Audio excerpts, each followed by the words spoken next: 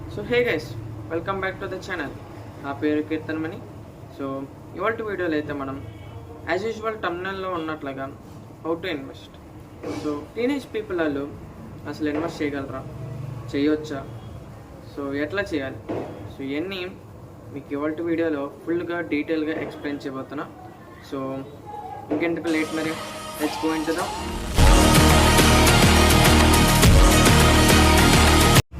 So మన first topic inflation. So అసలు inflation rate ఏంటంటే, సో ఒక ఎగ్జాంపుల్ తీసుకున్నాం. సో ఎగ్జాంపుల్ ఏంటంటే, so back in 90s example of goods price కానీ అలాగే సర్వీస్ ప్రైజెస్ కానీ చాలా చాలా చాలా తక్కువ ఇప్పుడుతో పోల్చుకుంటే. సో అలాగే మనకి ఇప్పుడున్న టైంలో కాకుండా ఫ్యూచర్ టైంలో ఇంకా పెరుగుతాయి.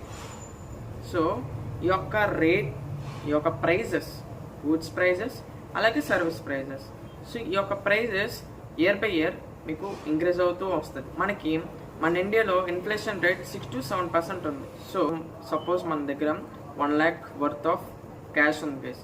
సో ఈ యొక్క క్యాష్ మనం భద్రంగా బీరోలో పెట్టుకున్నాక, సో ఆఫ్టర్ 5 years మనకి ఈ యొక్క ప్రైస్, బీరోలో ఉన్న ప్రైస్ వాల్యూ తగ్గుతూ ఉంటుంది.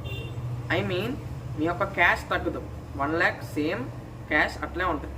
కాకపోతే మన కాస్ట్ ఆఫ్ లివింగ్ అలాగే సర్వీస్ ప్రైజెస్, గూడ్స్ ప్రైజెస్ పెరుగుతాయి కాబట్టి మనకి అప్పుడు ఈ 1 lakh ఆఫ్ వర్త్ క్యాష్ మనకి అప్పట్లో చాలా తక్కువ అయిపోతుంది.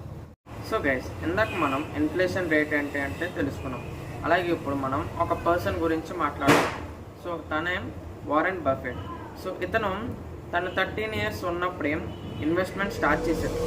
అలాగే ట్యాక్స్ కూడా ఫైల్ అయింది తన పేరు. తను అసలు ఎట్లా ఇన్వెస్ట్మెంట్ స్టార్ట్ చేశాడు. సో వారెన్ బఫెట్ చిన్న వయసులోనే పార్ట్ టైం జాబ్స్ చేసుకుంటూ, సైకిల్ మీద వెళ్ళి న్యూస్ పేపర్ ఇస్తూ, ఇలాంటి పార్ట్ టైం జాబ్స్ చేస్తూ దాని మీద వచ్చే డబ్బులు ఇన్వెస్ట్మెంట్ స్టార్ట్ చేశాడు.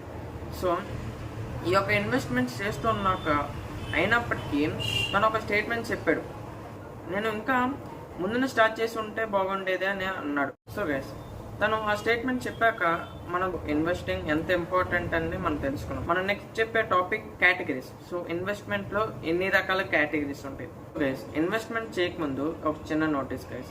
సో మీ ఫ్యామిలీ రక్షణగా అలాగే మీకు మీ ఫ్యామిలీ స్ట్రాంగ్గా ఉండాలంటే మీరు చేయాల్సిన పని, ఇక్కడ పైన కనిపిస్తున్నట్లాగే ఈ పాలసీ బజార్లోకి వెళ్ళి మీరైతే హెల్త్ ఇన్సూరెన్స్ అలాగే టర్మ్ ఇన్సూరెన్స్ అయితే కంపల్సరీ తీసుకోండి గైస్. సో ఇదైతే మీ ఫ్యామిలీకి ఒక పెద్ద గిఫ్ట్ మీరైతే ఇవ్వబోతున్నారు. సో గైస్, సో బేసిక్గా మనకి 3 type ఆఫ్ కేటగిరీస్ ఉంటాయి.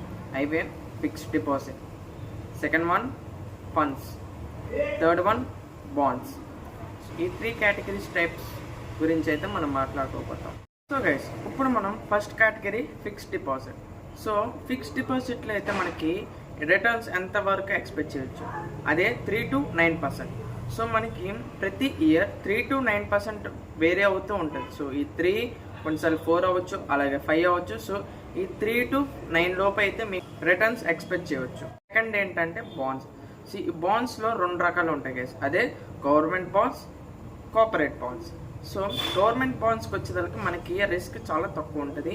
గవర్నమెంట్ బాండ్స్కి వచ్చేదానికి మనకి రిటర్న్స్ 3 to 5% వరకు అయితే ఉంటుంది. సో అలాగే కోఆపరేట్ బాండ్స్కి వచ్చేదానికి మనకి 8 to 10% దాకా అయితే మనకి రిటర్న్స్. అలాగే థర్డ్ వన్ వచ్చేదానికి మనకి మ్యూచువల్ ఫండ్స్. సో మ్యూచువల్ ఫండ్స్లో మనకి బేసిక్గా 3 types ఉంటాయి. సో ఈక్విటీ ఫండ్స్, డెబ్ట్ ఫండ్స్ అండ్ అలాగే hybrid funds. So equity funds అంటే మనకి రిస్క్ చాలా ఎక్కువ ఉంటుంది. సో దీనివల్ల ఏంటంటే మనకి రిటర్న్స్ కూడా ఎక్కువ వస్తాయి. ఆ రిటర్న్స్. సో సెకండ్ డెబ్ట్ ఫండ్స్. సో ఈ డెబ్ట్ ఫండ్స్ అంటే మనకి రిస్క్ చాలా తక్కువ. సో యాజ్ యూజువల్ రిస్క్ తక్కువ కాబట్టి మనకి రిటర్న్స్ కూడా తక్కువ వస్తుంది, అవే 3 to 9%. Third one hybrid funds. So hybrid funds ఏంటంటే మనకి కొంచెం డెబ్ట్ ఫండ్స్లో పెడతారు, అలాగే కొంచెం ఈక్విటీ ఫండ్స్లో పెడతారు. సో దీనివల్ల ఏంటంటే మీకు ఈ యొక్క రిటర్న్స్ 5 to 12% అయితే. సో గైస్, సో ఈ యొక్క video main topic SIP. So SIP అంటే మీకు systematic investment plan. So SIP అంటే systematic investment plan. So SIP మీకు 2 types బేస్డ్గా ఉంటాయి, అవే మంత్లీ బేస్డ్ అలాగే వీక్లీ బేస్డ్. సో మీ యొక్క వీల్ బట్టి మీరైతే సెట్ చేసుకోండి. అలాగే ఈ ఇన్వెస్ట్మెంట్లో మీకు 2 టైప్స్ ఉంటాయి. అదే స్టెప్ అప్ ఎస్ఐపి, అలాగే నార్మల్ ఎస్ఐపి. నార్మల్ ఎస్ఐపి అంటే మీకు మంత్లీ చూస్ చేసుకుంటే మంత్లీ మీకైతే బ్యాంక్ అకౌంట్ నుంచి అయితే కట్ అవుతుంది. అలాగే స్టెప్ అప్ ఎస్ఐపి అంటే మీకు ఇప్పుడు సపోజ్ ఒక ఫస్ట్ మంత్ ఉంది గైస్. సో మీరు ఫస్ట్ మంత్లో 500 ఇన్వెస్ట్ చేస్తారు. సో సెకండ్ మంత్ మీరైతే 600కి పెంచుకోవడం ఆర్ 700 పెంచుకోవడం, అండ్ అలాగే థర్డ్ మంత్ 800 ఆర్ 900. సో ఇట్లాగా మీరు ప్రతి మంత్ కానీ ప్రతి వీక్ కానీ స్టెప్అప్ చేసుకుంటా అంటే మీ యొక్క మనీ ఇంక్రీజ్ చేసుకుంటూ. అలాగే ఈ స్టెప్అప్ ఎస్ఐపి నేనైతే ప్రిఫర్ చేస్తాను. ఎందుకంటే మీకు ఫ్యూచర్లో నేను స్టార్టింగ్లో చెప్పినట్లుగా ఇన్ఫ్లేషన్ రేట్ అయితే మనకు కనిపిస్తుంది. ఫ్యూచర్లో ఇన్ఫ్లేషన్ రేట్ బీట్ చేయడానికి ఈ యొక్క స్టెప్అప్ ఎస్ఐపి అయితే మనకి బాగా హెల్ప్ఫుల్ అవుతుంది. సో అలాగే ఇట్లా కొన్ని కండిషన్స్ ఉంటాయి గైస్. ఈ యొక్క కండిషన్స్ చూసుకొని కేర్ఫుల్గా మనం అయితే ఎస్ఐపి చేసుకుంటాం. సో ఆ కండిషన్స్ ఏంటంటే ఫస్ట్ కండిషన్, సో మనకి ఈ యొక్క మ్యూచువల్ ఫండ్స్లో మనం అయితే ఎస్ఐపి చేస్తాం. సో ఈ యొక్క ఫండ్స్లో మనం మెయిన్ చూసుకోవాల్సిందే, ఇప్పుడు సపోజ్ ఒక ఫండ్ తీసుకున్నాం. సో ఇక్కడ మీకు కనిపిస్తుంది కదా, ఒక ఫండ్ తీసుకున్నాం. సో ఈ యొక్క ఫండ్ లోపలికి వెళ్ళి మీరైతే డైరెక్ట్ ఆర్ రెగ్యులర్, సో మీరు ఈ యొక్క ఫండ్ లోపలికి వెళ్ళి మీరైతే రెగ్యులర్ ఆర్ డైరెక్ట్, సో ఈ రెండు అయితే మీకు కనిపిస్తుంది. సో మీరైతే ఏది ప్రిఫర్ చేయాలి? సో నేనేం చెప్తున్నానంటే మీరైతే డైరెక్ట్ ప్రిఫర్ చేయండి. సో డైరెక్ట్ ఏంటంటే మీకు ఇప్పుడు మీరు ఒక యాప్ వాడారు గైస్. సో పేటిఎం నుంచి ద్వారా ఎస్ఐపి చేస్తున్నారు, పేటిఎం మనీ. సో ఏ యాప్లో అయినా మీకు డైరెక్ట్ ఏంటంటే సో మధ్యలో ఎటువంటి ఫండ్ మేనేజర్ ఉండదు. సో దానివల్ల ఏంటంటే మీ యొక్క రిటర్న్స్ రేట్ కూడా ఎక్కువ ఉంటుంది వేరే compare to the regular rate. రెగ్యులర్కి వచ్చేదానికి మనకి ఫండ్ మేనేజర్ ఉంటాడు మధ్యలో. సో ఫండ్ మేనేజర్ ఏంటంటే ఒక మిడిల్ పర్సన్.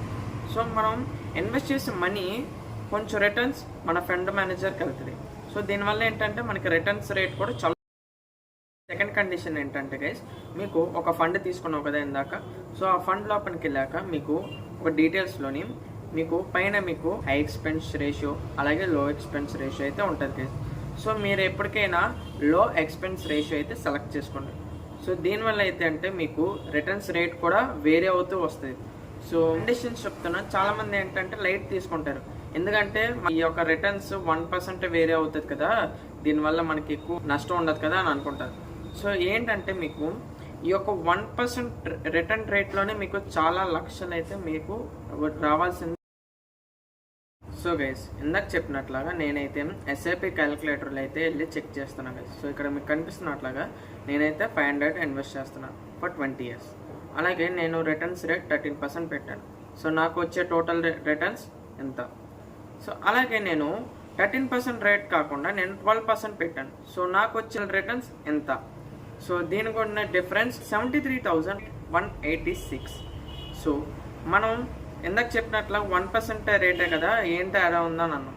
కనిపిస్తున్నట్లాగా 73,186 రూపీస్ డిఫరెన్స్ ఉంది. సో ఈ రెండింటికైతే సో మీరైతే లో ఎక్స్పెన్స్ రేషియో అలాగే డైరెక్ట్ ఈ రెండు ఉన్నట్లయితే మీరు చూస్ చేసుకోండి.